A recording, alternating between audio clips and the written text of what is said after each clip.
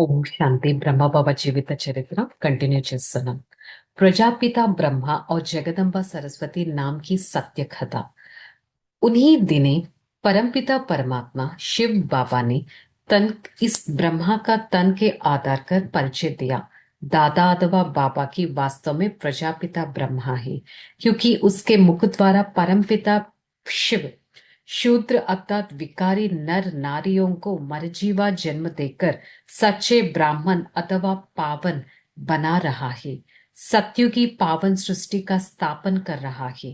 उन्होंने यह भी समझाया, ओम भ्राते अथवा मम्मा का यज्ञ माता सरस्वती, जिसकी ब्रह्म को सर्वोत्तम ज्ञान निष्ठ पुत्री के रूप में गायन है।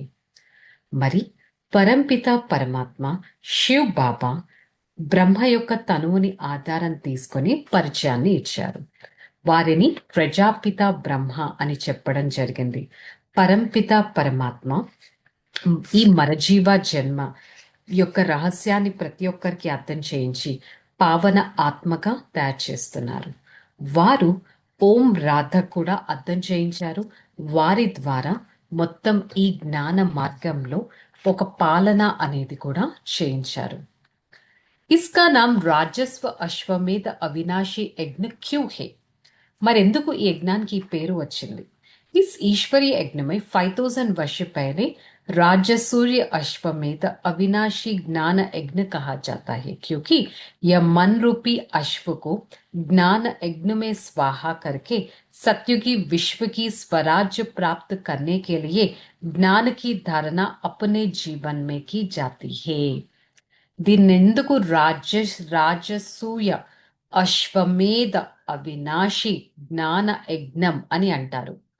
ఈ జ్ఞాన యజ్ఞంలో మనస్సు అనే అశ్వం స్వాహ అవుతుంది. సత్యుగి విశ్వ స్వరాజ్యాన్ని ప్రాప్తి చేసుకోవడానికి జ్ఞాన ధారణ అనేది జీవితంలో జరుగుతుంది. 5000 సంవత్సరాల క్రితం కూడా గీతా యుగంలో భగవంతుడు పాండవుల ద్వారా లేక యజ్ఞం చేయించడం ద్వారా కాదు, విశ్వ పరివర్తనతో సత్యుగ స్థాపన అనేది జరిగించడం జరిగింది. यह यज्ञ प्रजापिता ब्रह्म कुमारी ईश्वरीय विश्वविद्यालय के नाम से प्रसिद्ध हुआ, क्योंकि परमपिता परमात्मा शिव के सहज ज्ञान और सहज राजयोग द्वारा मनुष्य को देवता नर के नर से श्री नारायण श्री लक्ष्मी पद योग्य बनाया है.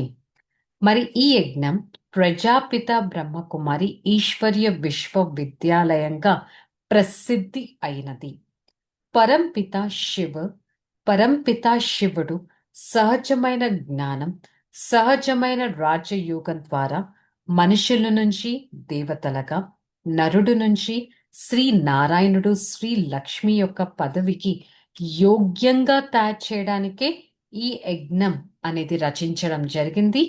బ్రహ్మను మాధ్యమంగా తీసుకోవడం జరిగింది. జ్యోతి స్వరూపుడు పరంపిత పరమాత్మ ప్రతిరోజు పరంధామం నుంచి బ్రహ్మ యొక్క తనువులోకి వచ్చి వారి ముఖాన్ని ఆధారం తీసుకొని మనుష్య ఆత్మలందరికీ పతితులను పావనంగా తయారు చేయడానికి, ఈ సహజమైన జ్ఞానాన్ని ఇవ్వడానికి, రాజయోగం నేర్పించడానికి వీరిలో ప్రసిద్ధి అయ్యారు. ప్రసిద్ధంగా పరంపిత గుప్త రూపంలో సాధారణమైన తనువులోకి వచ్చారు. పితాశ్రీ బ్రహ్మ బాబా ద్వారా స్థాపన కార్యాన్ని చేయించడానికి వచ్చారు.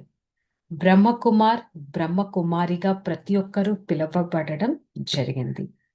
ప్రజాపిత బ్రహ్మ మాతేశ్వరి సరస్వతి పతితులను పావనంగా తయారు చేయడానికి ఈ ఒక ఇంపార్టెంట్ కార్యంలో ఉన్నారు. ఈ విధంగా శివ్ బాబా, బ్రహ్మ బాబా, జగదంబ సరస్వతి అందరూ జ్ఞాన వస్తులు, జ్ఞానం యొక్క శృంగారంతో ప్రతి ఒక్క ఆత్మని పూర్తిగా శృంగారించుకుంటున్నారు.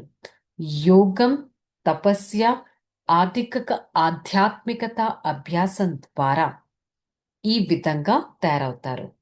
వకీళ్ళు, డాక్టర్లు, వ్యాపారస్తులు, గృహస్థులు, సాధువులు, ఈ విధంగా ప్రతి ఒక్కరు సర్వోత్తమ ఈశ్వరి యజ్ఞం ద్వారా ప్రతి ఒక్కరూ తమ తమ కళ్యాణం చేసుకోవడానికి ఈ యజ్ఞం యొక్క అగ్ని జ్వాలలు తమ పాప కర్మలను వినాశనం చేసుకోవడానికి ప్రయత్నిస్తున్నారు.